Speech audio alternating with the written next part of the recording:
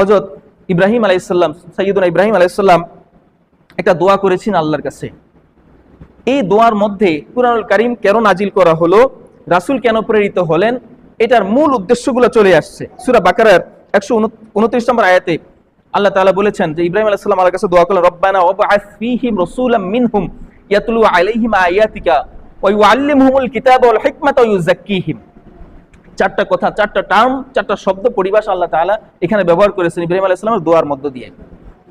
ইব্রাহিম আলাইহিস সালাম আল্লাহর কাছে দোয়া করছিলেন, রব্বানা, হে আমাদের রব, ওয়াবআস ফীহিম রাসূলান, তাদের মধ্য থেকে একজন রাসূল প্রেরণ করেন, ওয়াবআস ফীহিম রাসূলাম মিনহুম, তাদের মধ্য থেকে একজন রাসূল তাদের কাছে প্রেরণ করেন। কাফেররা একটা যুক্তি দিত যে মানুষ মালি হাদার রাসূল ইয়াকুলু তাআম ইয়ামশি ফিল আসওয়াক, এটা কেমন রাসূল যে আমাদের মতো খায়, আমাদের মতো বাজারে যায়, আমাদের মতো হাঁটাচলা করে, আমাদের মতো বিয়ে শাদী করে, আমাদের মতো সন্তান জন্ম দেয়, এরকম রাসূল হয় নাকি? মানে তারা মনে করছে রাসূল হবে আমাদের থেকে এক্সেপশনাল, আমাদের থেকে অন্যরকম। সে বিয়ে শাদী করবে না, সে ফেরেশতা হবে, ফেরেশতার মতো থাকবে, চলাফেরা করবে, তার কোনো মানুষের সাথে কোনো মিল থাকবে না। এর একটা বিস্ময়কর জিনিস তারা চাইছিল। আসলে তারা যদিও জানে আগে যত নবী রাসূল আসছিলেন সব মানুষের মধ্যে থেকে আসছিলেন, এখন তাদের তো একটা যুক্তি পেশ করা লাগবে, বুঝেন নাই? এই জন্য একটা কথা বলতো আর কি তারা, এ কেমন রাসূল আমাদের মতো চলাফেরা করে, আমাদের মতো বাজারে যায়, বাজার ঘাট করে, সদাই করে, কিনে খায়, বাচ্চা বাচ্চা পয়দা করে, বিয়ে শাদী করে, কেমন রাসূল? কিন্তু আল্লাহ ইব্রাহিম আলাইহিস সালামের দোয়া ছিল রব্বানা ওয়াবআস ফীহিম রাসূলান, তাদের মধ্যে একজন রাসূল প্রেরণ মিনহুম, তাদের মধ্য থেকেই। এই কাফির, মুশরিক, ইহুদি, নাসারা এদের বংশের মধ্য থেকেই একজন রাসূল প্রেরণ করেন। ইয়াতলু আলাইহিম আয়াতিকা, যিনি তাদের উপরে আপনার আয়াতসমূহ পাঠ করবে। এইটা হলো এক নাম্বার কথা। কুরআনুল কারীম এবং রাসূল প্রেরণের এক নাম্বার উদ্দেশ্য কি? তিলাওয়াত করা। কুরআনুল কারীম আপনার আয়াতসমূহ তাদের সামনে তিলাওয়াত করবে। ওয়া ইউআল্লিমুহুমুল কিতাব, তাদেরকে এই কিতাবটা শিক্ষা দিবে।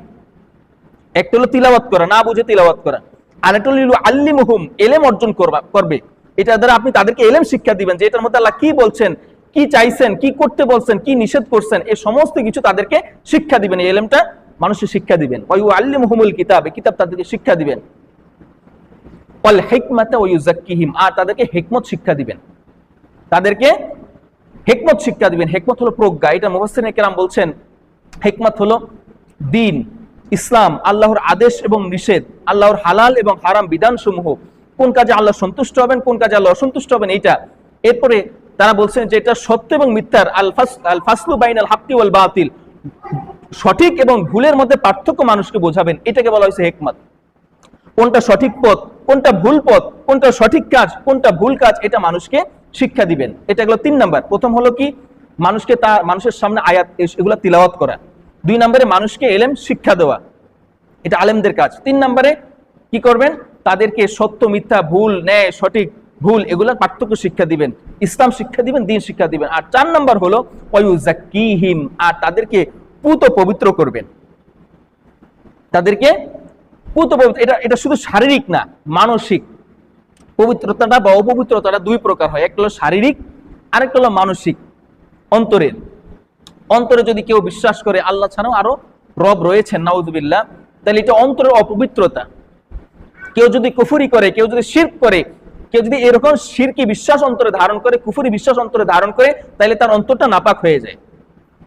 এই দিক থেকে কুরআনুল কারীমে মুশরিকদেরকে বলা হয়েছে নাজাসুন, অপবিত্রতা, তারা যেন বাইতুল্লাহর ভিতরে প্রবেশ না করে। মুশরিক যারা, কাফির যারা, এদেরকে আল্লাহ রাব্বুল আলামিন কুরআনুল কারীমে বলেছেন এরা নাপাক, অপবিত্র, এরা যেন বাইতুল্লাহিল হারামে প্রবেশ না করে। কারণ এরা অন্তর দিক থেকে যদিও শারীরিকভাবে পবিত্রতা অর্জন করুক, তারপর এরা অন্তরের দিক থেকে, বিশ্বাসের দিক থেকে এরা অপবিত্র। এই জন্য তাদের বাইতুল্লাহিল হারামে প্রবেশ নিষেধ, এটা আল্লাহর পক্ষ থেকে।